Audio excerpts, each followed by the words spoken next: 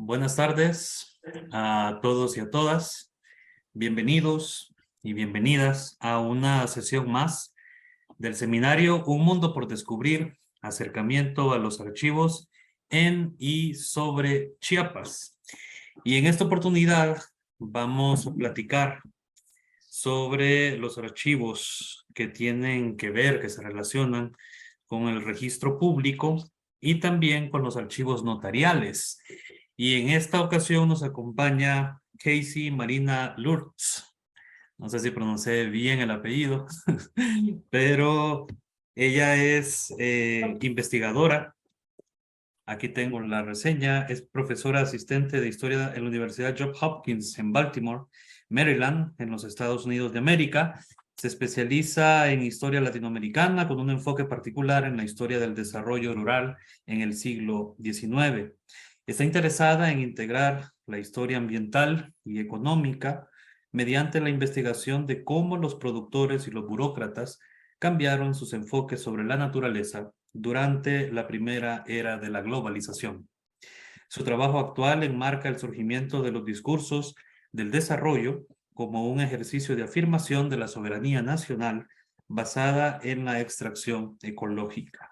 Y acaba de publicarse en la serie Nueva Historiografía de Chiapas y Centroamérica del CIMSUR UNAM, su libro, que lo tengo acá y lo estoy disfrutando, se lo debo confesar, que se titula Desde las raíces, actores locales y la creación de una economía de exportación en el sur de México. Para quienes estén interesados e interesadas y nos acompañen en esta tarde, pues lo pueden adquirir en la librería del CIMSUR UNAM o descargarlo en la página también del CIMSUR UNAM, ya que la UNAM, valga la redundancia, tiene la política de Open Access. Así que ahí pueden ustedes encontrar esta última investigación, bueno, y libro, que se publica en este caso en español, de Casey.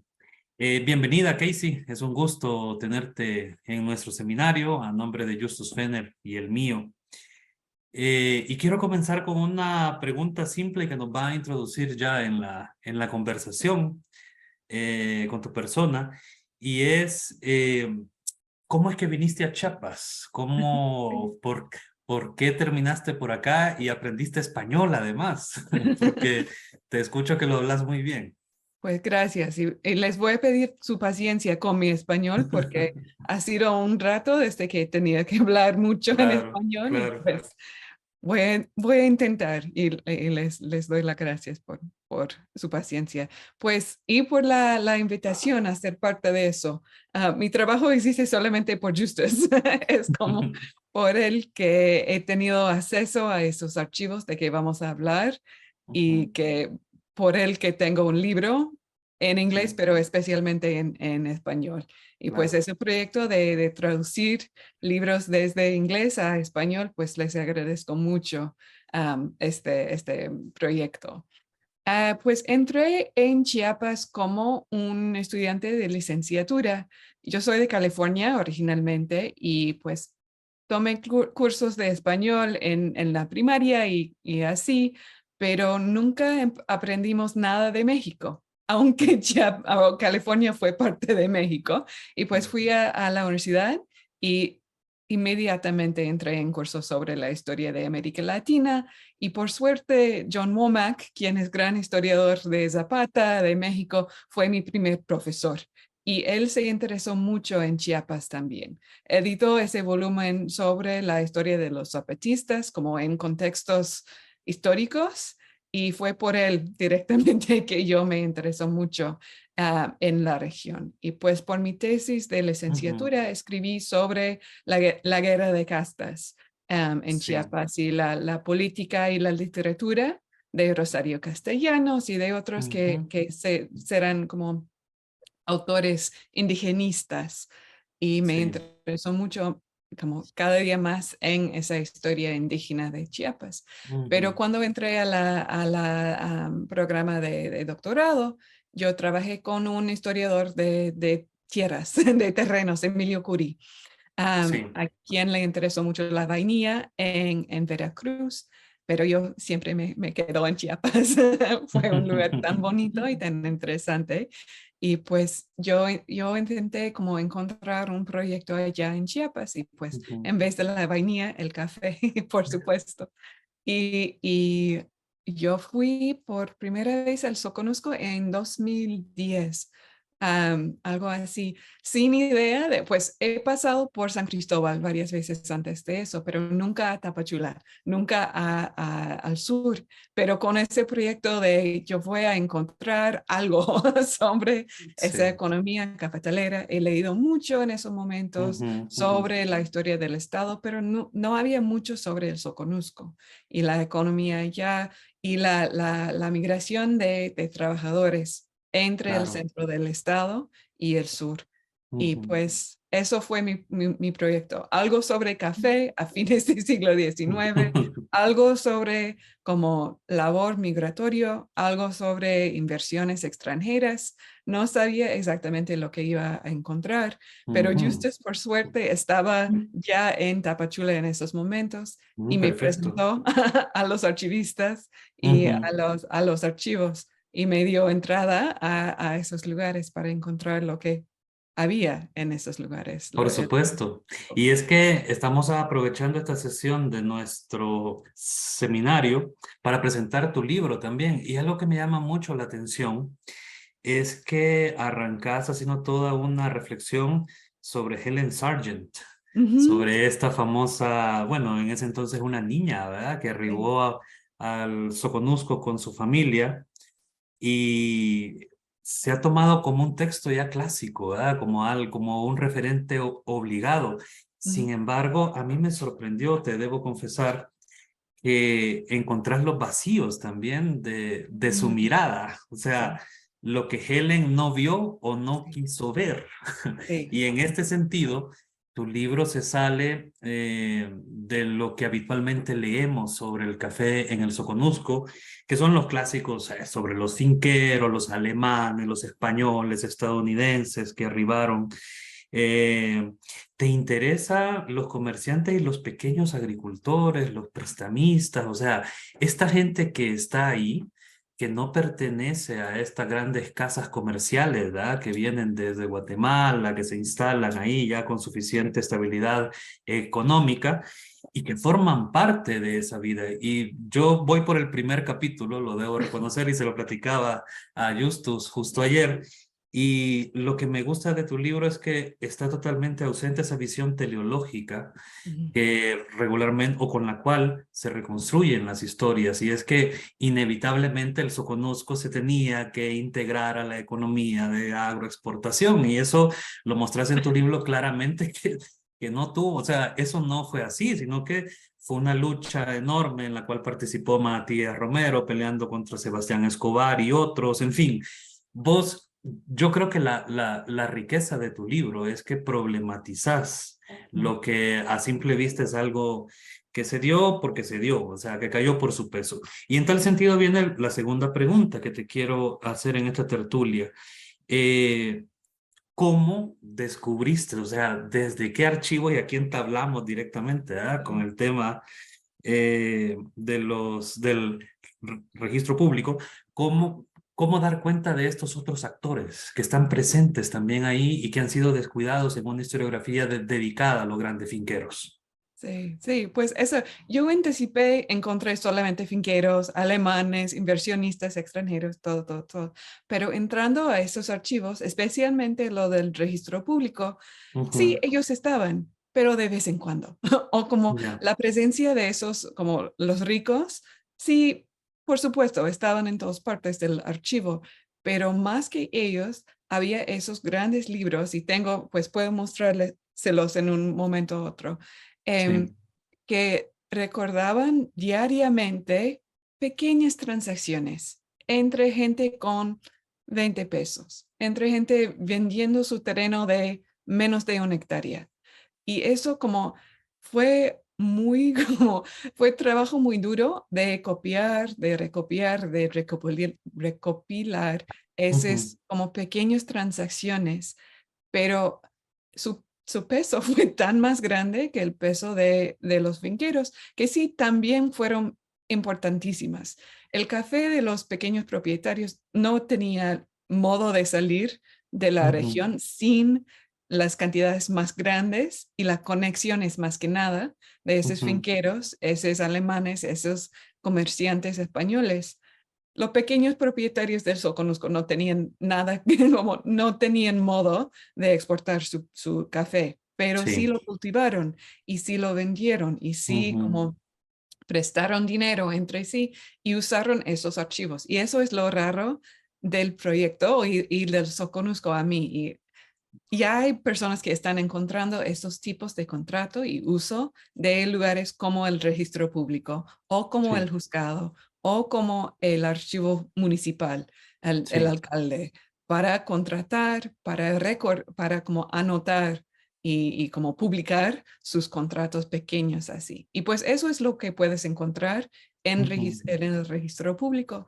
Es ese comercio como cotidiana correcto. de personas en medio de un cambio muy grande, económicamente, especialmente, socialmente, pero por como por los cambios fue necesario encontrar un lugar para registrarse, para como dar como forma a sus contratos, a sus relaciones económicas. Y por eso, como el registro público antes del registro, el juzgado municipal, el juzgado de distrito y después el registro público fue el lugar en que podías entrar y Ujú, decir en frente de gente con sí, algo recordado, escrito, que fue más dependable que algo como verbal en ese caso. correcto. Y pues es solamente por el artículo de que vamos a hablar Sí, que no, tengo el claro. libro y que podía como escribir esa historia más complejo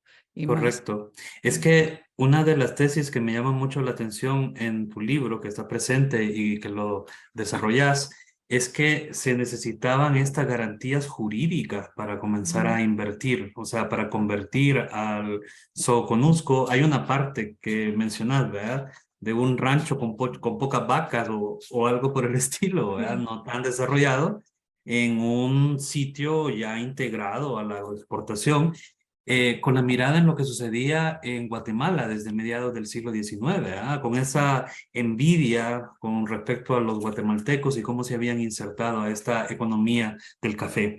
Ahora bien, desde 2010 comenzaste a recorrer esta región de Chiapas y este curso, además de darle a conocer a los tesistas, las tesistas, a quienes nos escuchan, las investigaciones, nos interesa también que los invitados e invitadas, como en este caso, nos hablen de los archivos en específico. Ujú. Y quiero comenzar con una pregunta. Desde 2010 y a lo largo de estos años que has estado realizando esta investigación en los archivos, ¿cómo los encontraste? ¿Cómo eran los archivos en tu primer contacto, si nos puedes contar? Sí, pues como dije, era por Justus que tenía entrada en eso. Y le voy como voy a darle la palabra sobre cómo entras en esos archivos en ese momento. Pero Ujú, yo como tenía una carta de mi universidad, una carta de presentación también, como fue acompañada por Justus y los archivistas, como la gente del archivo ya conocían a él, yo tenía como, fue fácil entrar y ya. empezar a trabajar. Los archivos, estaba tratando de encontrar un foto de cómo fue los archivos del siglo XIX, porque son un montón de papel, son paquetes como ¿cómo se dice? Con pitas Con amarrados. pinzas amarradas así, con una ficha que dice desde 1898 a 1899, documentos privados, algo así. Pero cuando lo abres, hay de todo. Ujú, De vez en cuando hay cosas de estos años, pero también, además de eso, hay cosas de 5 años atrás, 20 años en adelante, sí. de todas partes. No están organizados. No Ujú, hay un catálogo, no hay una guía, no hay nada así. Pero a nadie les importa los ujú. documentos y pues por eso puedes entrar a trabajar con eso. Sí, claro. Sí, y Es que es una ventaja y desventaja. Digo, desventaja porque no tienes algo a la mano con una descripción archivística minuciosa que te permita avanzar rápido. Y ventaja porque ahí encontramos de todo. Sí, tienes que leer todo y por eso encuentras una historia mucho más compleja. Como dije, entre buscando finqueros, Ujú, entre buscando comerciantes como extranjeros, sí. pero como tenía que ir página por página, como con las páginas como así Ujú, en dos partes y sí. como con un color tan fuerte y todo eso, pero como tenía que ir leyendo, pues, ¿qué es eso? ¿Qué es eso? Y como especialmente en el archivo judicial, encuentras la primer parte de un pleito en un paquete y Ujú, tienes que ir buscando el resto en otro. Am, correcto. pero entre estas dos partes, buscándolo, tienes que ir leyendo con un ojo como detallado para averiguar Ujú, lo que hay. Y por eso sí. no puedes como dar al lado la gente que Ujú, aparecen. Y hay mucha gente que estaban usando esos archivos judiciales del registro público municipal para muchísimas cosas. Y es por eso ujú, que podía escribir una historia tan más como compleja, tan más como con sí. tantos más participantes, porque sí los finqueros sí aparecen, tenían que registrarse también, como dije, como, como has dicho, Sí. estaban dependientes de como eran extranjeros, necesitaban algo más fijo, algo más Ujú, como correcto. Estable. estable. Sí, y es Sí. que aquí nos está comentando Francisco Domínguez, ¿verdad? Y lo dice muy bien, ¿verdad? Sin el afán de ofender, pero ¿no se supone que la industria del café, al menos en Tapachula, estaba comandada por alemanes? Y prueba de ello son las fincas como la Casa Brown. Pues Pregunta. Ajá. pregunta. Sí, esa fue la historia. Y sí fueron importantísimos esos alemanes, porque ellos tenían esos vínculos a los mercados y Ujú, también al dinero para inversión en fincas grandes. Y sin esas fincas grandes y esas grandes cantidades de café para exportar, los buques no iban a pasar por el correcto. puerto. Pues no había un puerto en ese Ujú, momento y no había como modo de exportar unos quintales de café. Tenían que ujú, tener miles y miles y miles de quintales de café para tener una economía de exportación. ujú, Pero dentro de eso, lo que he encontrado es como medio del café fue de los alemanes, los españoles, los estadounidenses, los mexicanos también. Habían personas de otras partes de México que se como mudaron a Chiapas, al Soconusco ujú, para inversionar, pero como medio del café fueron de esas fincas, pero medio del café fue cultivado en pequeñas propiedades de esa correcto. gente que entre sí no tenían bastante para exportar, pero como un grupo grande y con las fincas podían Ujú. como acumular bastante café Sí, claro. para tener un mercado así. Es que yo creo, fíjate, cuando reviso tu libro, Casey, Ujú. encuentro cierta similitud con la historia salvadoreña de donde soy. Sí, sí, ¿Ya? Y hay un libro de Aldo Laurea Santiago que se eso, llama sí, El Salvador, una república agraria. sí, Y la publicación de ese libro botó esta tesis bastante generalizada de que con la introducción del café y las reformas liberales del siglo XIX, todo fueron latifundio, o sea, que el café únicamente se cultivó en las grandes propiedades. Y Aldo Laurea, con fuentes del Archivo General de la Nación de El Salvador y en específico del Fondo de Gobernación, lo que comprueba es que hubo pequeños propietarios también y muchos. sí. Y en el caso de el Soconusco, que es el que examinas vos, es que derribas esa tesis de que los inversionistas llegaron a una tierra totalmente vacía. Sí. No fue así, al No fue así. contrario. Entonces, claro, lo que sucede, y concuerdo aquí con Francisco, es que la historiografía ha dado cuenta o se ha centrado en estos grandes finqueros, olvidando todos los pequeños propietarios que vos precisamente rescatás en este libro. Sí, yo hablé mucho con Aldo y pues Ah, sí, también. él ha leído mucho de mi Ah, ya, trabajo ya, en ya. Paso. Y Ujú. pues Francisco también está preguntando cómo se quedaron con las Sí, propiedades. Y esa correcto. fue cosa también, porque fue momento de expropiación, Ujú. de leerlo y de todo eso. Y eso también es algo que estaba documentado dentro de ese registro público. Las ventas pequeñísimas de terrenos entre las comunidades. Y lo que yo pude hacer por ir, pues voy a compartir lo que Perfecto. encontré en el registro público. Antes de que Sí, pasemos y que nos compartas pantalla, sí. solo una pregunta para aclarar a los que nos están escuchando y las que nos están escuchando. ¿Cuáles archivos visitaste en específico?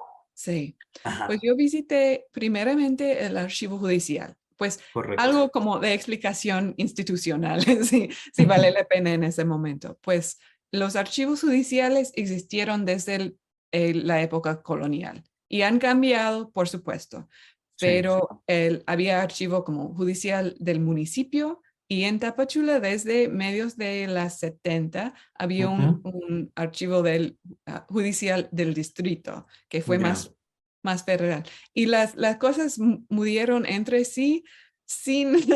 Habían leyes sobre qué tipo de pleito debía estar en cada tipo enfrente de cada tipo de juez, ujú. pero muchas veces no dieron cuenta de eso, como Ya, encuentras varios tipos de pleitos en los dos lugares. Pues ujú. primeramente entre esos. Y también en el juzgado del distrito encontré muchos contratos, que fue Ya, cosa que no debía sido en el archivo judicial, porque no fueron pleitos, no fue como ujú, ujú. cosas de conflicto, solamente Sí. fueron los finqueros especialmente, fueron al juez para registrar sus contratos, porque Ujú. no había registro público de la propiedad ni del comercio en ese momento de los primeros años de los 60 o los 70 es cuando encontré esos primeros contratos. El Correcto. Código Civil de México fue instituido en medios de los 60 bajo el imperio y pues de nuevo en 1870. Y ese es el Código Civil como manda que cada distrito, cada municipio, creo que es distrito, ay, pues que como en cada espacio había un registro público de la propiedad y después con el Código de Comercio en 1884 un registro público del comercio. Y Ujú. en muchos lugares se combinan esas dos cosas. Y pues el archivo en Tapachula es del registro público de la propiedad y del comercio. Y pues encuentra el Código Civil como tiene instituida varios libros y varios tipos de cosas que va a recordar, que va a inscribir en este registro. Y por varios años después de la institución del Código Civil, no Ujú. había registro público en Tapachula, Mm. como apareció en los 90, algo así. Pues para Sí. los 70 y los 80 encuentras los contratos, las hipotecas, los contratos de sociedades, cosas Ujú. así en el archivo judicial. Y después, cuando finalmente abrió un espacio aparte, que fue el registro público, encuentras cosas de esos tipos de contratos más que nada Ujú. Claro. en el registro público. Ya Pues más o también menos, ajá, perdón, Casey. no, está bien. También entré en el archivo municipal que tiene Ujú. esas partes también, algo de juicios, algo del registro, como funcionó más o menos con como una pequeña versión del registro público y del juzgado del distrito también. Y pues tienes que mudar entre esos espacios y Ujú. depende de qué tipo de personas estás buscando, los ricos, los Claro. pobres, los intermedios y también se mudaron entre esos dos como niveles de Sí. administración. Es una de las cuestiones que hemos remarcado en este curso, en este seminario con Justus, ¿ah? Y es que debemos ir con las preguntas más o menos claras a los archivos para más o Sí, menos orientarnos en la búsqueda, ¿ah? Es algo indispensable. Más o sí. menos lo has mencionado ya y quiero aprovechar que vas a comenzar a presentar para preguntarte, bueno, ¿y qué encontramos en esto, en este registro público? O sea, ¿qué podemos encontrar? Ujú. Sí, pues tengo varias cosas para mostrarles, porque el registro público, lo que es buenísimo del archivo así, a una institución así, es que tiene tipos de documentos y algo, cosas bien como formulados, que son, cuando entras vas a llenar, o hay un formulario, no necesariamente escrita, pero como hay un modo de entrar en ese espacio y registrar su como negocio, aunque Ujú, fue contrato de venta, aunque fue contrato de renta, aunque fue contrato de sociedad, aunque fue una hipoteca, cualquier cosa. Hay un modo en que tienes que inscribirse en ese sí. espacio. Y pues lo que encontramos son más que nada como contratos. Y eso es Ujú, ay, un contrato. Y ya sí. tengo que encontrarlo en mi pantalla. Ujú. Ay, Lo ¿dónde? podemos ver bien. Ay, qué bueno. Ok. Sí. Pues eso es, así se Ujú, ven los papeles, son así enredados en papel azul. Eso es mi escritura, como con una nota de que sí de veras estaba en ese paquete. Y ujú, entras y hay como un contrato así, y eso es entre Manuel Gris y un tal Cullen. El Manuel Gris está comprando en ese lugar. Eso es algo de Justice también. Cullen fue el representante de una gran compañía de terrenos en Tapachula en esos momentos. ujú. Y pues el señor Gris está comprando un terreno de la compañía de terrenos de Chiapas o del Mexican Land and Colonization Company, como se llamó en ese momento. Pero tiene siempre la misma información, que es información sobre las dos partes, Ujú, sobre la propiedad, sobre la transacción, sobre la cantidad de dinero involucrado, sobre la hipoteca en ese y todo eso. Y pues hay detalles sobre la gente también. No sé si correcto. pueden ver, tiene información sobre el código y después sobre las personas. El señor Los Coden, mayor de edad, soltero, comerciante y Ujú, de domicilio en Tapachula, pero y siempre tiene esa información como demográfica también dentro de esos contratos. Y pues eso es un tipo de documento. Esos son documentos que también, como Justice va a hablar, que muchas veces sí. están en los archivos notariales también, Ujú, correcto. porque eran de más de 500 pesos y tenían que fue legalmente requeridos de inscribirles en el registro público o en frente de un notario. Y pues hay documentos así. Y puedes ver cómo hay detalles sobre la propiedad y sobre los otros propiedades que se acercan a la propiedad que en venta, sobre los enseres, lo que tiene la propiedad ya. Eso Ujú, es un terreno sin cultivo, pero muchas veces cuando es una reventa de una finca ya en cultivo, tienes detalles sobre la cantidad de café en cultivo, sobre los correcto. edificios, sobre las maquinarias de la finca. Todos esos detalles Ujú, están en cosas así. Y pues, ok, pues hay contratos así. sí. También hay inventarios. Cuando una propiedad ya bien cultivada está en venta, muchas veces lo que puedes ver y eso sí, se ve desde un notario Ujú, pública, pero está incluido en un contrato de venta también.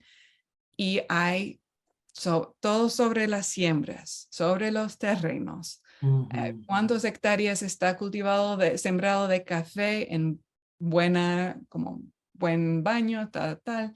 Y debajo de eso tiene más y más como detalles sobre las propiedades, que a sí. mí como historiador también de historia ambiental, también es muy interesante de ver como las diferencias Ujú, dentro de una propiedad, am, sobre los edificios, sobre la maquinaria. impresionante. Sí, y las fincas urbanas y otras cosas. También muchas veces, particularmente antes de medio de los 90, hay detalles sobre los mozos y sobre el número de mozos endeudados a la finca en venta, porque eso también fue parte del valor de la finca y pues puedes encontrar un poco sobre la vida de esa gente. Es Pues, muy interesante, digamos, ver, por ejemplo, en esta imagen que tienes ahorita, un valor de 399,000 pesos, digamos, todo el conjunto de la propiedad. Es decir, no parece mucho, ¿no? Pero digamos, de repente como que cuando uno lee esto y lee otras fuentes, de repente puedes ponerlo en relación con, sí. por ejemplo, un presupuesto estatal. Eso sí, a mí siempre me ha llamado mucho la atención que los presupuestos estatales de todo el gobierno, es decir, del gobernador hasta abajo, muchas veces no era mucho más que el valor de una finca, o más bien que el valor de una finca alcanzaba el presupuesto anual de Es todo el impresionante. Estado, ¿no? Sí, Es decir, sí. también eso como que nos marca la posición, digamos, económica, del poder económico de este grupo, ¿no? Ujú, ujú. Y pues la cosa, quiero comparar ese tipo de documento con el otro tipo de documento que es las escrituras privadas, que son completamente diferentes, porque son más que nada índices o son, ay, ¿dónde está? Es eso. Son, tienen mucho menos detalle, ¿no? Son de, así es, son como pequeñísimas. Tienes la fecha, tienes las personas involucradas, tiene la ubicación, pero es como al sur del sitio. No, no hay mucho. Como eso también es un contrato, pero es de menos de una página, ¿no?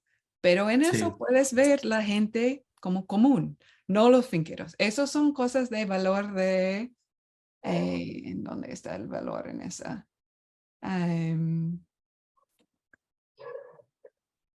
No puedo encontrarlo. Am, Pero tal como decías, al principio, digamos, todas las escrituras privadas ajá, se distinguen de las demás escrituras extensas y tan detalladas sí, por el valor, sí, ¿no? por el valor. Aquí, Tiene que ser menor. Ahí menor. al final dice y marca el valor de cada propiedad y cada bien, que es Sí, siempre menos que 500 pesos, menos ¿no? que 500 pesos. Y esos son usualmente son muy difíciles de encontrar porque no fue como legalmente no tenían que registrar ese tipo de contrato. Cuando era de menos de 500 pesos, puede ser un contrato verbal, puede ser un contrato privado, por eso son escrituras privadas. sí. Ah, pero en ese caso, en Tapachula sí se registraron muchísimos de esos. Y pues lo que puedes encontrar con mucha paciencia es un retrato como del paisaje, de esos tipos de contratos pequeñísimos.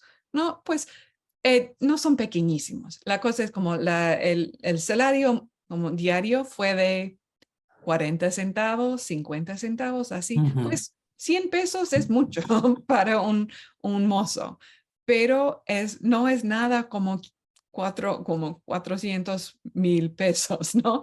Son cosas pequeñísimas, pero también fue parte integral de esa economía cafetalera.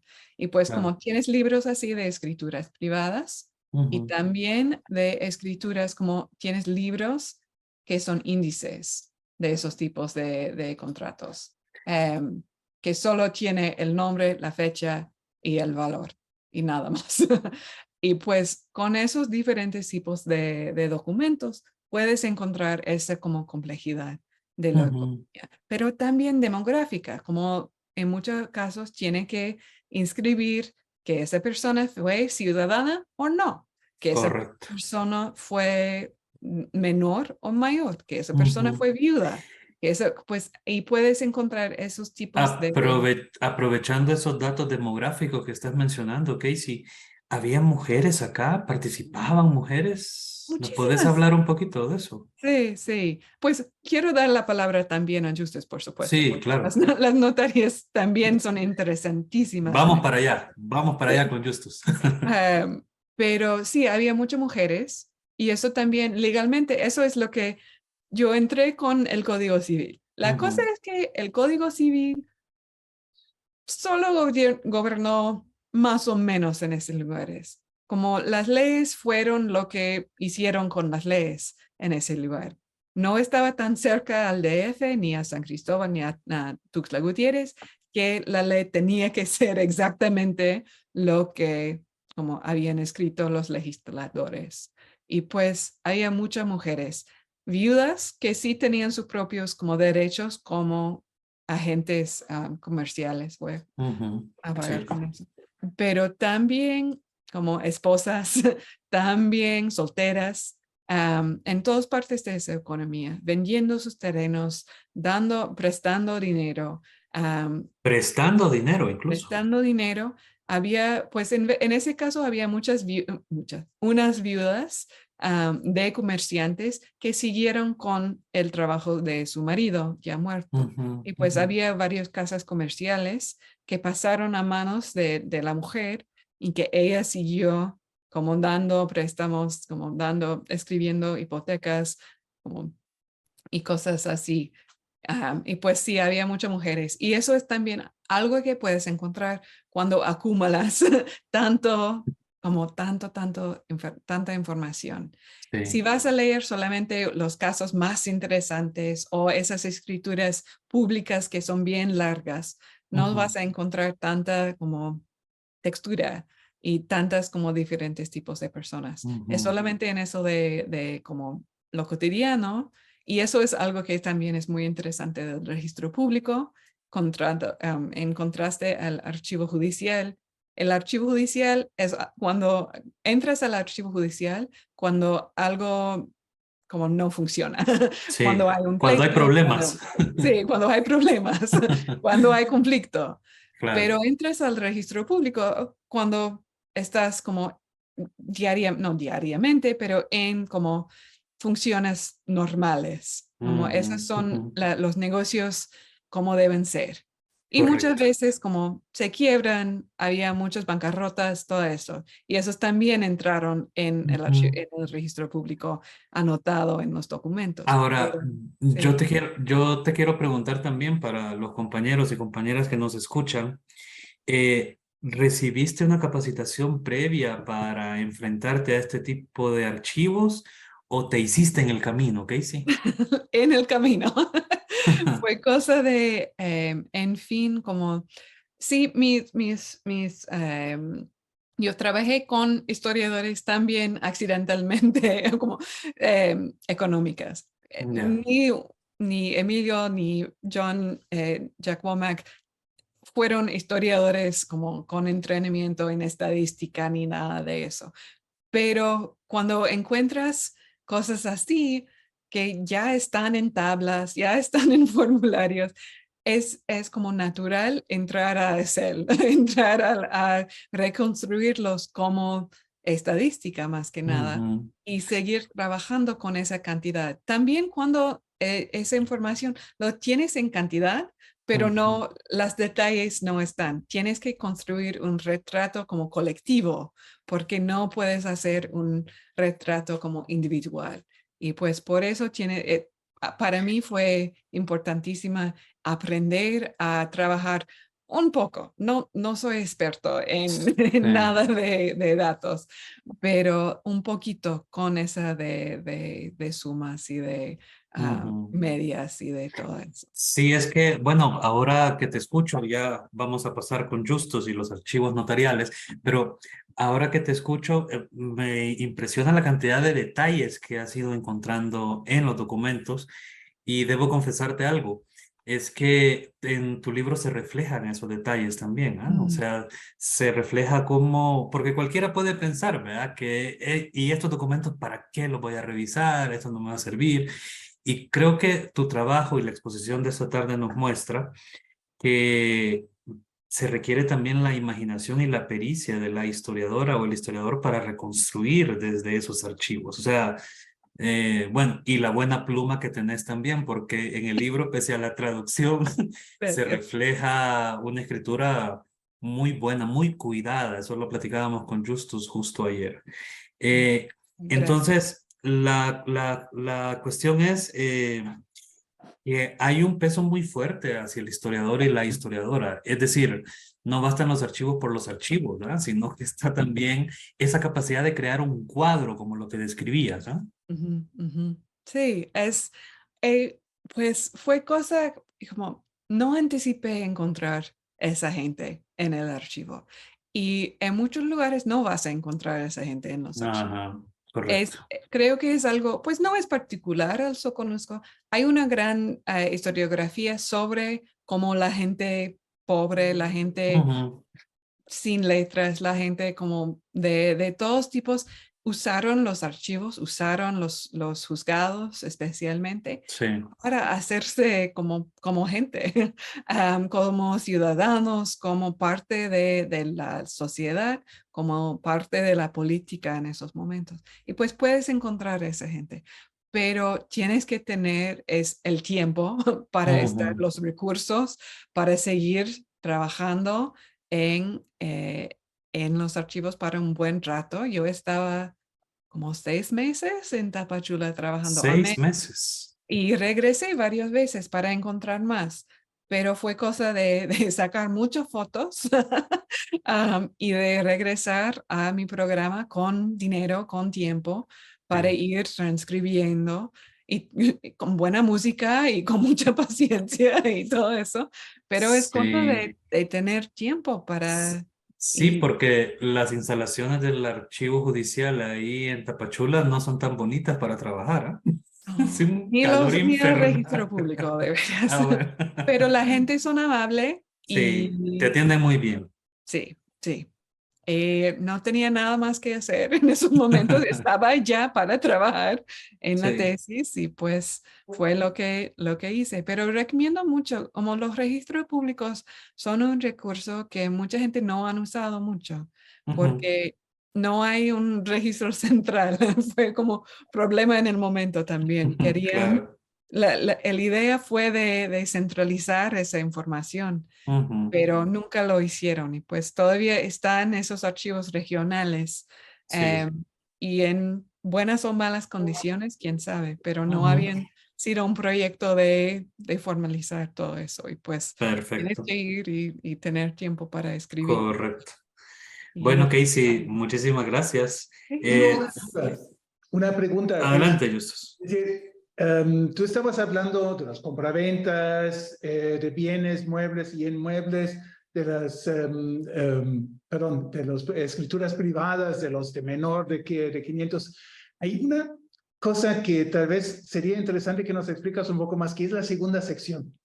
La segunda sección de los hipotecas, y que las es como una hipotecas, sí. sección fascinante para analizar, digamos, el funcionamiento de la economía local, ¿no? Entonces, no sé si podrías darnos un poco más a los que están escuchando Ujú. una idea de la información y de la importancia de la información para analizar el proceso económico, el desarrollo económico en cierta época.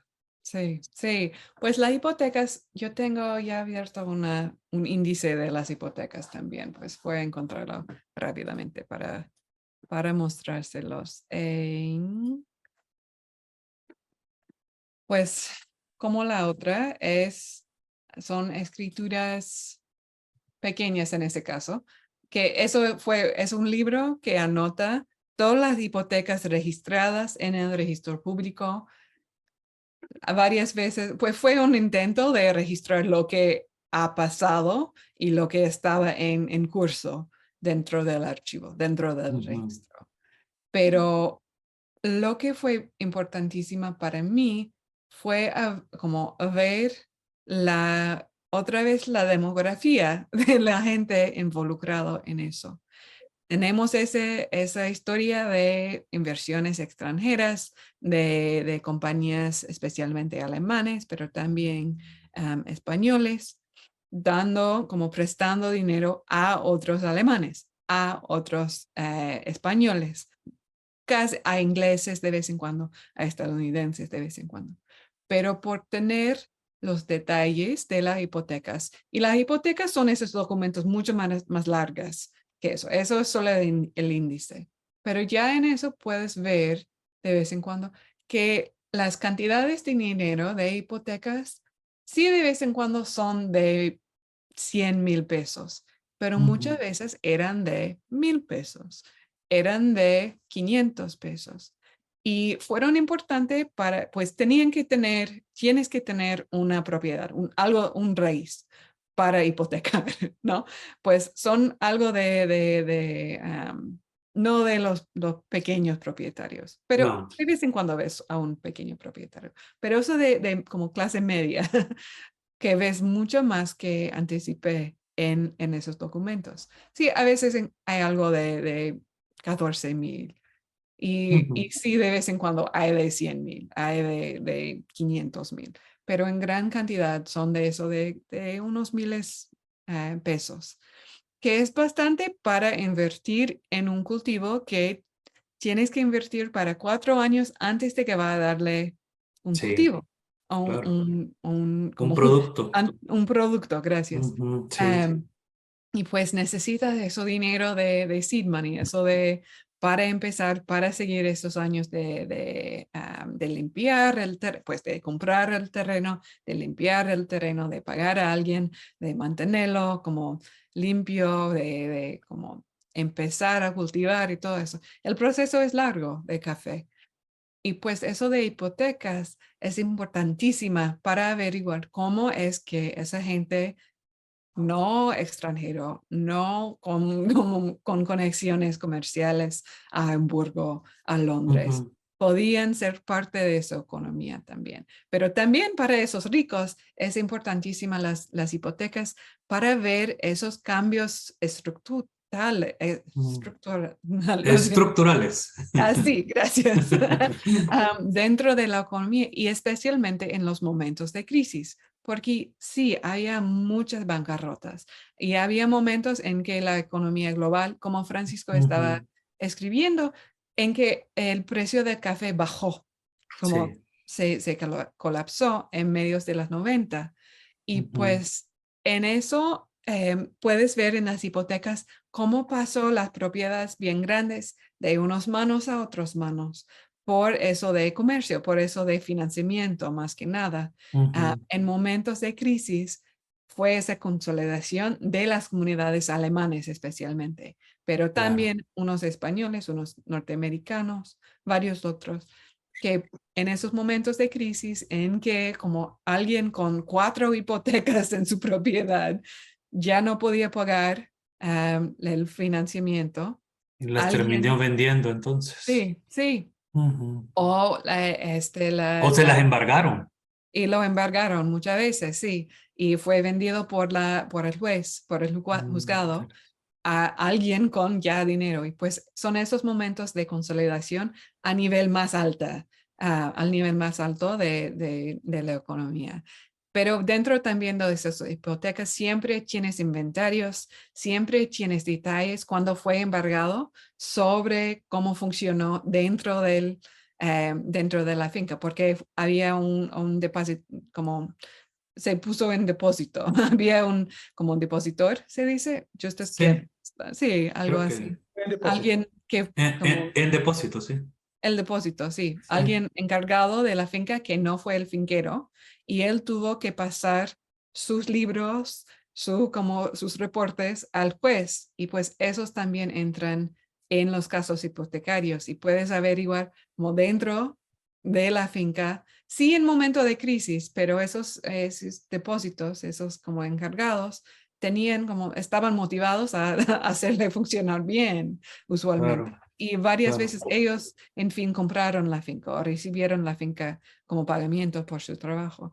Y pues puedes ver dentro de esos libros el funcionamiento diario de una finca. Y pues esos usualmente están esos como los libros de la finca están en el juzgado, el archivo del judicial, pero las hipotecas que causaron esos juicios están Ujú. en el registro público y tienen todos esos detalles sobre cómo funcionan, qué tipos de cosas estaban, el valor Correcto. de los enseres, el valor de los terrenos y de los Ujú. cafetales y todo. Cafetales. Sí, sí. Muy bien, muchísimas gracias, Casey. Vamos Sí, a pasar con Justus y nos quedamos aquí platicando.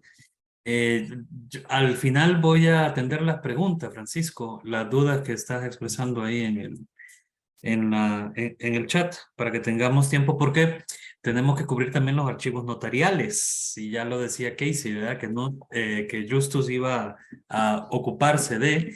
Y yo quiero resaltar acá, antes de preguntarle directamente a Justus, su libro, por ejemplo, La llegada al sur, la controvertida historia de los deslindes de terrenos baldíos en Chiapas, en su contexto internacional y nacional, 1881-1917, que está también en la nueva historiografía de Chiapas y Centroamérica, que ustedes pueden descargar en la página del CIMSUR o comprarlo en la librería del CIMSUR. Y el otro trabajo que se llama Deslindes, Tierra y Trabajo, aportes a la historia de Chiapas desde la región Xol, 1528-1914, que es uno de los últimos libros que publicó Justus. Y para estos libros, doctor Fenner, han sido fundamentales los archivos notariales. ¿Qué son los archivos notariales? Por ahí vamos a comenzar. Pues sí, lo que me llamó ahorita la atención con Casey, que permíteme que lo diga primero, porque creo que es algo que deben los futuros historiadores como que deben tener la conciencia de esto, que tenemos aquí un archivo en realidad bien estructurado, porque se trata de bienes, ¿no? Hay casas, terrenos, dinero, productos de por medio, y ese es como lo que mueve el Estado, ¿no? Y lo que causa su bienestar, no solo de las personas, sino de la sociedad, del Estado, de la nación, ¿no? Y por los impuestos, etcétera. Entonces, el Estado mismo siempre ha tenido como un interés muy fuerte de darles esta seguridad, ¿no? Esta, pues, certeza de que esto es tuyo, ¿sí? Y lo puedes vender. Entonces, yo me meto así como intermediario entre tú y tu comprador y doy fe, ¿no? Y entonces, y todo esto tiene un carácter jurídico legal, ¿no? Que ampara realmente los derechos de los propietarios, sean compradores o vendedores, ¿no? Y eso creo que es algo que lo distingue muy claramente de los otros archivos que hemos visto anteriormente, ¿no? Que están como que un poco más desestructurados, ¿no? Sí hay cuestiones temáticas, pero esta necesidad de garantizar derechos les obligó en crear lo que Casey mencionó, ¿no? Lo del Código Civil y de otros reglamentos. ¿Cómo hacer yo, notario, yo, juez, una escritura, ¿no? Y siempre el nombre, la procedencia, hasta la edad te dicen con quién estás casado, etcétera, etcétera, ¿no? Y entonces hay una infinidad de datos personales, ¿no? De la propiedad, de los procedimientos jurídicos en el momento, que es de veras impresionante y nos da como que unas aperturas a temas pues infinitas en realidad, ¿no? Pero bueno, vamos a hablar de las notarías. Las notarías, digamos, es muy relacionado con lo que acaba de decir Casey, ¿no? Nada más que creo que hace rato vi una pregunta de Francisco Domingos. Y antes de los de registro público, ¿dónde? ¿No? ¿Qué hacían? ¿No? Y entonces esto a lo mejor puede explicar un poco la función o la larga duración de los archivos notariales. Antes de que naciera el registro público, ya estaban los escribanos públicos, ¿no? Que aquí después, hoy ya no los llamamos escribanos públicos, sino los llamamos notarios, ¿no? Que son en realidad empleados o concesionarios para el ejercicio de su profesión del Estado, ¿no? Que dan fe en nombre del Estado, ¿no? Que certifican, ¿no? Mi existencia, mis bienes, ciertas transacciones, etcétera, etcétera, ¿no? Y esto en realidad es una acción sumamente antigua. Es decir, si regresa 5,000 años, ya había escribanos públicos, sea en el Medio Oriente, sea en el Mediterráneo, sea en otras partes, siempre había esta necesidad. Y esto como se fue desarrollando, y obviamente durante la época colonial española, también aquí, en México, en Guatemala, en la Capitanía General, había escribanos públicos, ¿no? Y ellos hacían esta función. A ellos los acudías y hacías precisamente lo que tú querías hacer, la transacción de una venta, la herencia, un testamento, etcétera, etcétera, ¿no? Y esto fue la referencia, es decir, digamos, de que estos se quedaron en manos de los notarios, es decir, se formaron propios archivos de ellos, ¿sí? Y estos archivos, pues después, como eran notarías formales establecidos por el Estado, entraba, si moría uno, entraba otro, que adquiría, digamos, el derecho de actuar en nombre del Estado. Entonces, él heredó todo el archivo. Pero si no había esto, entonces toda esta documentación se fue al juzgado, ¿no? Por eso ya estábamos mencionando varias veces al juzgado, ¿no? Es decir, los juzgados de repente fueran los depositarios de los archivos notariales. Por eso hoy en Chiapas, si ustedes buscan, al rato les quiero explicar todavía un poco más cómo encontrar esos documentos, pero muchos de esos archivos notariales no están en un archivo notarial, sino están en los juzgados, mezclados con todos los demás. En algunos están mejor organizados, ya por separado, etcétera, etcétera, ¿no?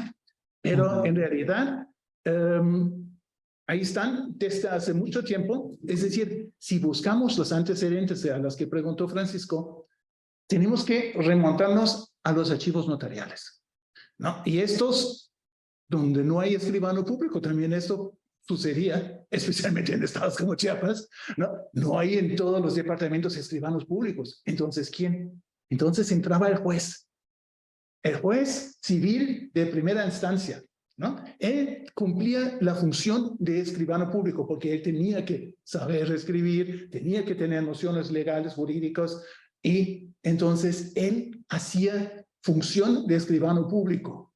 Y esos son lo que ustedes van a encontrar en los archivos judiciales, que son se llaman protocolos, ¿sí? Que son muchas veces tomos y tienen ya idéntica estructura de lo que Casey estaba explicando, ¿no? Empezando con en dónde estamos, en qué fecha estamos, quiénes son los presentes, qué son los intereses de uno, qué son del otro, cómo justifican sus derechos de vender una propiedad, ¿no? ¿De dónde la consiguieron? Entonces van a decir, yo lo heredé por mi papá, que finalmente lo heredó de mi abuelo, y él obtuvo el título primordial de Benito Juárez, ¿no? Bueno, y entonces, todos esos detalles ya están, ¿no? Y entonces, si queremos regresar antes de la fundación del registro público, podemos acudir a estos dos tipos de archivos, los protocolos en los juzgados y los archivos notariales. Digamos, en los archivos notariales, sean en los juzgados o en lugares específicos, ¿no? Muy bien. Ajá. Adelante. Perdón, es que te perdí por un ratito, pero creo que ya regresó aquí la conexión. Es lo complicado de esto, ¿verdad? De estar con el Zoom. Pero bueno, ya pues más o menos nos has explicado en qué consiste. Y entonces la siguiente pregunta es, ¿cómo se distinguen los datos del registro público, Justus? Pues en realidad no mucho. Notario es el antecesor del juez de registro de propiedad, del registro público de la propiedad. Es decir, si yo vendo, voy con un notario. Él hace todos los trámites y finalmente ese documento él lo entrega al registro público con lo que alcanza un valor jurídico legal que me ampara, ¿no? Pero lo importante de los archivos notariales en realidad consiste en que es más completa la información. En el registro público solo está la escritura. Pero en el otro, en el archivo notarial, muchas veces encontramos la correspondencia del interesado con el notario, los consejos del propio notario al interesado, ¿no? ¿Cómo vamos a proceder? Y todos esos detalles que de repente le dan la carne a esa transacción, ¿no? Jurídica, legal, que esos los encontramos más en los archivos notariales como en los archivos netamente del registro público, que son como un poco más estrictos en lo que presentan, mientras los demás forman por cada caso un expediente propio que incluye todos los detalles, ¿no? Y entonces esto nos da una visión más completa. Por eso yo siempre recomiendo, hay que registrar el registro público y Sí. si hay posibilidad, órale, ándale, ¿no? Adelante, también vean los mismos casos en los archivos notariales, si las hay, ¿no? Pero la riqueza, ese es lo impresionante, ¿no? Es decir, hace rato también Casey estaba diciendo, uno encuentra lo que uno no buscaba, ¿no? Las historias que van como que surgiendo, das vuelta a la hoja y de repente estás en una historia como jamás esperada, ¿no? Es decir, tú preguntabas por el libro de los deslindes. Es decir, en realidad yo estaba buscando la historia de un alemán. Un alemán que vino aquí y uno de estos famosos que hicieron negocio en muy poco tiempo, se volvieron multimillonarios y de repente, ¡brum!, catástrofe, desaparecen y mueren, ¿no? Pero caen en desgracia todavía. Entonces yo quería esta historia y tenía que ver con los famosos deslindes, ¿no? De los terrenos baldíos.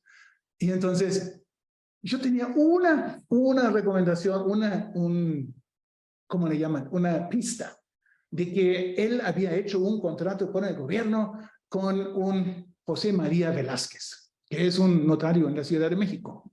Entonces yo averigüé, ¿en dónde? ¿Dónde puedes ver esto?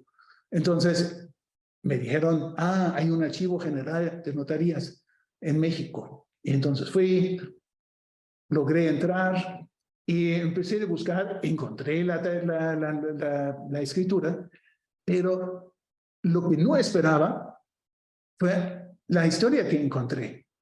La historia, casi se puede decir, de todos los deslindes a nivel nacional, ¿no? Y no solo esto, sino a través de una sola persona, porque tenemos que imaginarnos, los notarios forman sus libros, ¿sí? Tienen como tomos, ¿sí? Por año.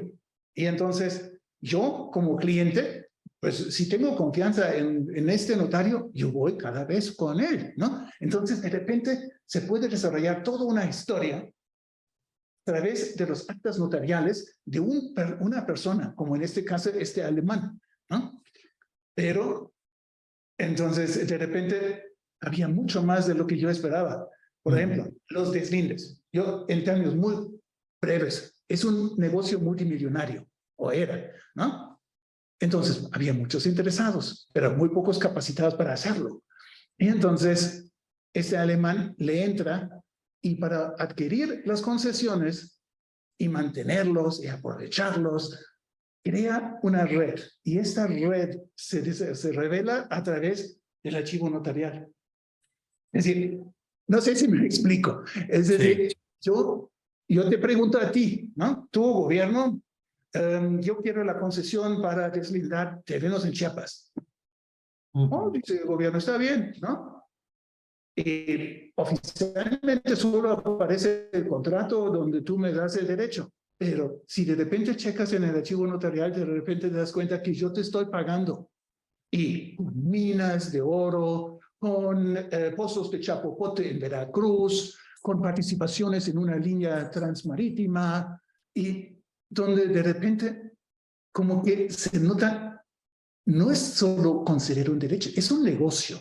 Es un negocio de una élite, de un grupo exclusivo, ¿no? Y entonces yo me fui metiendo ahí en algo que jamás había esperado y que me dio una visión de todo lo que eran los deslindes en México, muy diferente. Y yo espero haberlo más o menos dejado claro ahí en este libro, ¿no? De que las lecturas son muy diferentes a los que se han publicado hasta aquel entonces, ¿no? Ya tiene 7 años el libro.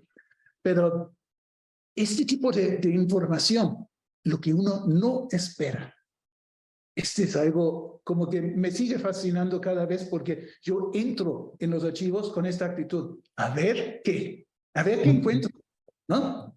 Sí busco algo, pero estoy abierto de que este tema se puede enriquecer Ojalá sin perderse, digamos, por las ramas del árbol ahí, ¿no? Sino sin perder el rumbo. Pero siempre abierto a esto. Y los archivos notariales son geniales para esto. Igual en el otro libro, Tierra y trabajo. Nuevamente seguí la pista de un alemán, pero esta vez en Chiapas, ¿no? Un famoso cónsul alemán, Enrique Rau, ¿no? Que la gente especula que ha sido, ¿cómo se llama? El cónsul de hierro, como había un canciller de hierro que era Bismarck, entonces hicieron asociaciones ahí y dijeron, no, esto es seguro que es el hijo del Kaiser, ¿no? Y miles de rumores bonitos alrededor, pero era un inversionista muy poco clásico, venía en realidad de una zona de Polonia, pero era alemán, y invierte en café. Y se hace en muy pocos años de una enorme finca que dicen es la finca más grande de Chiapas. Wow. Entonces yo dije, wow, eso quiero saber, ¿no? Y sucedió lo mismo. Me meto en los archivos notariales y de repente puedo analizar toda la oligarquía chiapánica. Que todos están enredados en estos negocios de las tierras, en este caso en la zona norte, ¿no? Emilio Rabasa, Víctor Manuel Castillo, que eran los dos casi hermanos, ¿no? Pero bueno, socios en todo, en la política, en la economía, en lo jurídico, en todo, ¿no? Y en las tranzas. Entonces, y muchos más. Y de repente, este negocio que parecía como el cónsul hizo casi como él tumbaba todos los árboles, etcétera, ¿no? Él construyó la plantación de café. De repente como que la historia agarró un rumbo totalmente diferente. Y esto es lo que quiero, digamos, que la gente entienda, que los que quieren entrar en estos archivos, de que puede uno entrar con una visión, claro, ¿no? Todos la tenemos, todos tenemos nuestra carrera y a lo que queremos llegar, ¿no? Pero hay que estar como que suficientemente abierto para dejar también que los documentos te guían, te llevan. No cerrarse y dejar, no, eso no me interesa, no, yo me voy por acá, ¿no? No, sino leer y de repente leer cosas que cambian tu visión, aunque te duela, ¿no? Digamos, que pierdes tu convicción, ¿no? Y de repente escribes una historia totalmente diferente a lo que tú pensabas que ibas a escribir. Eso es lo que a mí me pasó, pero yo lo considero como algo sumamente interesante. Era como, no era un experimento, pero era algo como, bueno, sí, era un experimento. A ver, ¿a dónde llego si me dejo llevar por los documentos? Y creo que llevó a una historia que es muy diferente a todas esas historias que empiezan en la capital, del centro del estado, y ven que todo es igual, ¿no? Sino de repente como que lo que yo descubrí es la diversidad. La diversidad en cada zona, cada historia diferente, ¿no? Sea esto la región norte, la región Pichucalco, la región del Soconusco, la zona fronteriza, el centro, Tomitán, Tuxtla, ¿no? Cada uno tiene una historia y este es lo rico. No estamos buscando cómo emparejar todo, sino ver este actuar humano, ¿no? Y este actuar humano, yo siento que está en estos archivos, ¿no? En este archivo, especialmente en el notarial, ¿no? Pero bueno, perdón. No, es que ya respondiste la siguiente pregunta que tenía y era la del ejemplo, ¿verdad? Yo creo que ya quedó muy claro. Ahora, hay una constante en nuestro, ¿cómo se llama? En nuestro seminario, Un Mundo por Descubrir, acercamiento a los archivos en y sobre Chiapas, y es que ya Juan Blasco, Casey y Justus nos han mencionado eso de la sorpresa del archivo, ¿eh? Lo que nosotros no teníamos contemplado, lo que no esperábamos encontrar, y de repente surgen esos legajos totalmente inesperados, esa sorpresa que nos dan los archivos. Y creo que eso es lo rico también. Y hay que aprovecharlo, claro, siempre y cuando se sepa aprovechar, ¿verdad? Y se lancen preguntas de investigación, hipótesis, en fin, todas esas cuestiones. Pero bueno, Ya para ir cerrando nuestra sesión, yo les quiero preguntar a Justus y a Casey, que nos han hablado de los archivos notariales y del registro público. Bueno, y ya en concreto para los compañeros y compañeras que nos escuchan, que están haciendo investigación o que pretenden hacer una investigación, ¿cómo y dónde los pueden consultar esos archivos? Ya más o menos Casey nos dio pistas, pero si aterrizamos aún más la idea para los compañeros y compañeras, te lo agradeceré muchísimo, Casey y Justus. Casey, adelante. Sí, pues de veras, como ha sido unos años que he estado en Chiapas y Justus siempre fue mi guía a los archivos y pues voy a dejarlo a él. Perfecto. Porque creo que también cosas han mudado y las políticas también han cambiado un poco, pues, Justus. Bien. Así en términos, espero hacerlo así de una manera condensada. Los registros públicos antes existían solo en las cabeceras de los departamentos. Es decir, ¿no? Dependiendo de la cantidad de departamentos en el estado, había un registro público de la propiedad y del comercio en cada uno. Hoy en día hay registros públicos en casi todos los municipios. Obviamente son más recientes, son más pequeños, son, digamos, y tienen una mayor variedad de secciones. Lo que a nosotros como historiadores nos interesaba hasta los años 30 aproximadamente, eran 4 secciones, ¿no? La primera, segunda, tercera, cuarta, que son las compraventas, las hipotecas, las formaciones y cancelaciones de empresas y las escrituras privadas, ¿no? Y estos antes eran relativamente fáciles de consultar porque nadie se preocupaba realmente mucho y podía uno llegar y decir, ¿me dan chance? No les voy a molestar, me meto ahí en el fondo, ¿no? Pues sí, ¿no? Métate. Hoy en día, o hace ya casi 10 años, hay una campaña nacional que también tuvo efecto aquí en Chiapas y consiste en que el registro público o la Dirección General del Registro Público manda encerrar, no, encerrar tal vez no es la palabra, los meten en una celofán, tipo celofán, los libros, después de haberlos escaneados. Es decir, ahorita, en la actualidad, la consulta es digital, ¿sí? Yo como interesado por una casa o por una transacción X, necesito un dato, ellos pueden buscarlo en manera digital y pueden darme acceso a la información. Bueno, muchas veces los historiadores regresamos mucho en el tiempo y en el caso, por ejemplo, de Tapachula, la documentación antigua y a la que se refiere Casey, por ejemplo, nunca fue, no fue empacada, sino sigue ahí en bultos tirados, amontonados en una esquina, ¿no? Y entonces esto sigue existiendo, pero digamos, lo que ya está bien ordenado en libros, todo fue empacado. El procedimiento siempre es, hay que pedir permiso en la Dirección General. La Dirección General está en Tuxtla, es una dependencia que depende de la Secretaría de Gobierno, y entonces presentarse con carta de recomendación o de institucional y solicitar el acceso. Puede funcionar, todo depende del funcionario que está a cargo, o puede no funcionar, ¿no?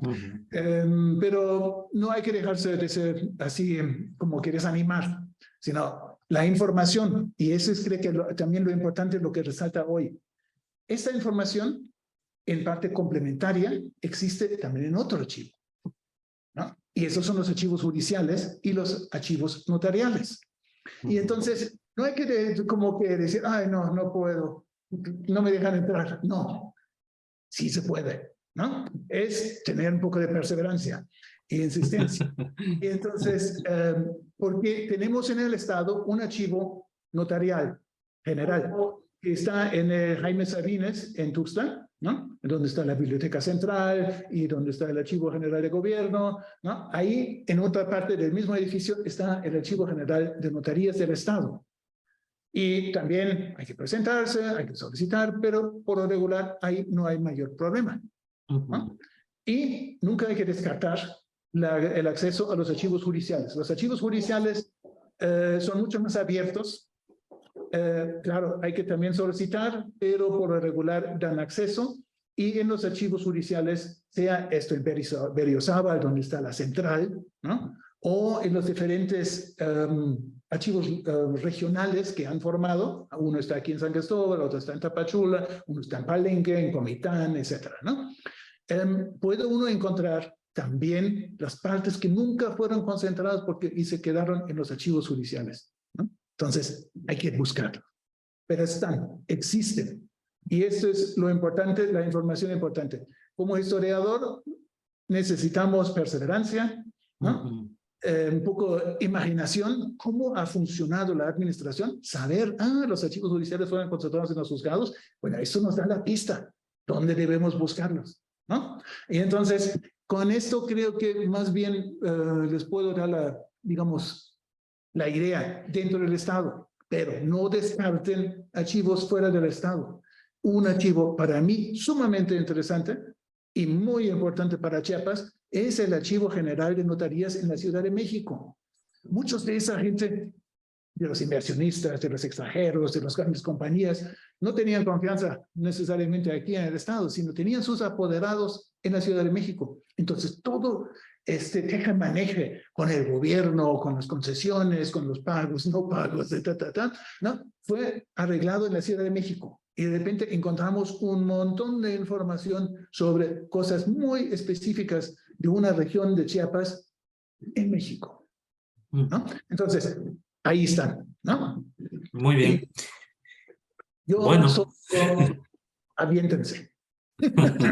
Láncense a la alberca, como dicen aquí. Exacto. Correcto. Bueno, vamos a pasar al espacio de preguntas porque ya casi se nos acaba el tiempo. La verdad es que ni lo he sentido porque ha sido muchísima información y de muy buena calidad. Así que, Francisco, tenés la mano levantada desde hace rato, te cedo la palabra.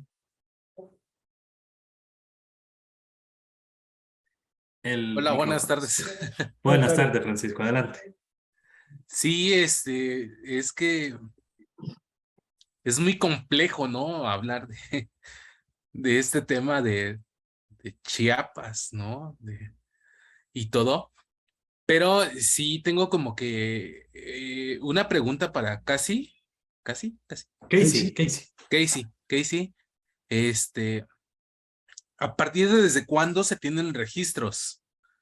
Desde la historia, ¿no? O sea, Sí, y pues, también a partir de cuándo es que consideramos que estos registros son históricos.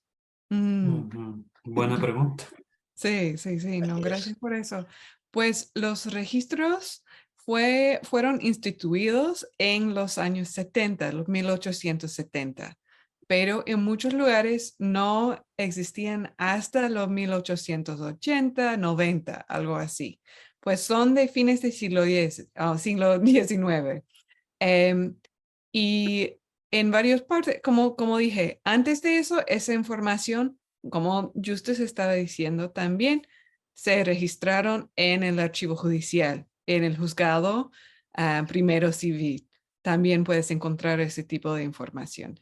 Pero los registros como registros son de los 70, los 80, los 90 del siglo XIX. Cuando los consideremos históricos, depende de la historia que estás buscando, ¿no? Creo que pues en Tapachula, que es el único que yo conozco, es el registro público de la propiedad y el comercio en Tapachula o en el Soconusco. En eso, lo de empacar, lo de que Justus estaba hablando, lo que me interesa mucho es que empezaron a digitalizar y empacar esos registros después de la revolución.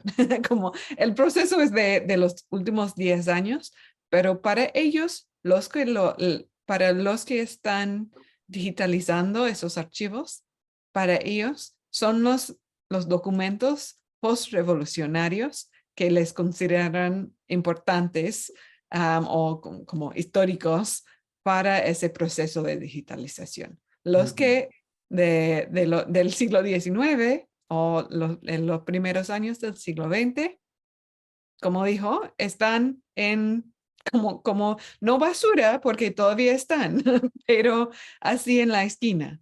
Y pues son esos que yo trabajé más que nada.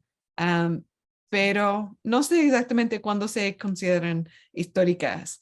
Y no sé cómo es entrar en un lugar así si estás haciendo investigaciones sobre los años 1970. No sé si puedes entrar a consultar documentos más recientes en esos archivos. Como yo estaba tratando hace más que 100 años, nadie les importó.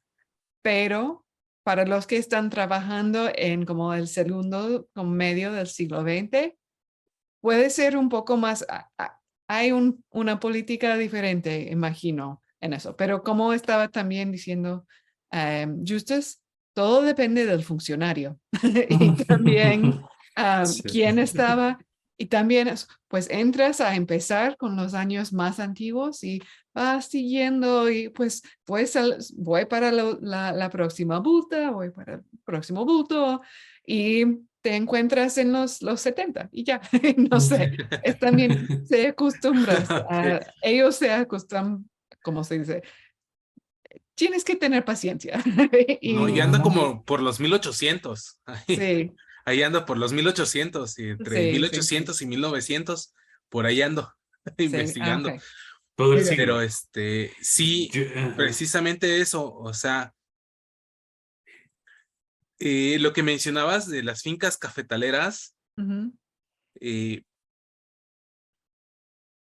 ¿cómo es posible que si se dio el levantamiento en el ujú. 94, cómo es que en Tapachula todavía siguen presentes? Porque están presentes. Sí, están Y presentes. precisamente, pues como lo mencioné, ¿no? La Casa Brown, está Sí, sí. Y Irlanda, el Segovia, Hamburgo y sí, hay o varios. sea, Sí, hay varias, sí. ¿no? Que no son precisamente alemanas, pero Ujú, son de descendencia y que ujú, son descendencia de alemanes que están sí, manejando esas sí, fincas y que sí. están manifestando los recursos. Entonces, ¿cómo es posible que todavía no Pues sigamos manteniendo eso, ¿no? sí, pues también es cuestión de cómo sobrevivieron cómo sobrevivieron Cárdenas, ¿no? Y el repartimiento de ejidos en los 30 y los 40. Fue política, fue eso de vínculos y de familias y de como separar las grandes propiedades en como 5 propiedades de 200 hectáreas, algo así. Y fue cosa de manipular las leyes y las regulaciones en esos momentos. Lo de las zapatistas, eso es algo que no toco. Es algo que con, pues con los consejos de varios historiadores que están en Chiapas, yo decidí como extranjera, como historiadora del siglo XIX, fue más fácil no tratar de investigar eso, porque sí compleja el acceso, sí compleja muchas cosas de involucrarme en esos debates. Pero lo de los zapatistas en el Soconusco es muy distinto y creo que en ese área no estaba tan involucrado en la rebelión ni en nada, como ya había muchas propiedades pequeñas, ya había muchos ejidos, pero como medio ejido, medio propiedad pequeña, y no les interesaban la gente como en Tapachula o en Soconusco tanto en esa lucha por esa lucha zapatista. Y por eso las políticas son diferentes en esas zonas tan sureñas, Ok. por lo que entiendo. Pero como dije, no es mi, no es mi tema y es algo que tengo que tratar con cuidado. Pues imagino Ok. que ustedes sepan mucho más que yo sobre eso. Pero gracias por la pregunta. Y suerte Gracias, con las Casey. investigaciones. para añadir, Justus, adelante, Justus. porque si te entiendo bien, tú estás buscando documentación que regresa hasta más allá, es decir, 1800 o antes. Y entonces, esa información de los escribanos públicos, ¿dónde los encuentras? ¿No? Y entonces, no es muy difícil responder a esta pregunta porque digamos, por la dependencia o la integración, Chiapas formaba parte de la Capitanía General de Guatemala, entonces esa documentación legalizada por los escribanos está en el ACA, en el Archivo General de Centroamérica, o en parte también en el Archivo General de Indias en Sevilla, en España, ¿no? Es decir, todo lo que tú consideras a partir de 1842 más bien, para el Soconusco, ¿sí? Cuando México lo agarra, está básicamente aquí en Chiapas en alguna otra manera y en parte incluso en el archivo municipal de Tapachula. Los antecedentes están en los dos archivos que te acabo de mencionar. Y hay mucho del archivo en Sevilla, Archivo de las Indias, que está digitalizada y puedes hacerlo sin Realmente ir a Chiapas. Sevilla. Es ¿Y una eso gran dónde lo puedo ventaja. consultar entonces? De las Indias. Si buscas Archivo de las Indias, hay guías de cómo manejar lo que está digitalizado, que no es todo, pero hay un gran proyecto de digitalización de ese archivo. Aquí hay más preguntas. Por ejemplo, en el archivo judicial que se encuentra en San Cristóbal de las Casas, que mencionó el doctor Justus, ¿hay información de municipios aledaños como Ochuc, Tenejapa o Huistán? ¿O dónde se pueden encontrar esto? Gracias, dice Mónica Mendoza. Sí, sí las hay. Pues San Cristóbal era la cabecera del departamento del centro y en esa lógica mucha de la información se concentró exactamente en el juzgado civil y penal de San Cristóbal. De tal manera que sí se puede encontrar de Huistán, de Oxchuc, de Tenejapa y de otras partes información interesante sobre transacciones, sobre conflictos, sobre actos criminales, etcétera, etcétera.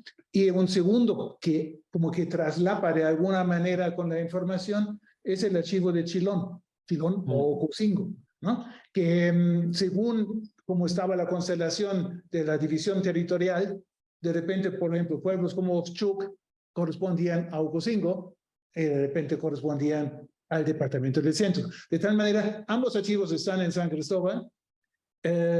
Para ambos ya contamos con inventarios, de tal manera que no es tan difícil trabajarlos. Perfecto.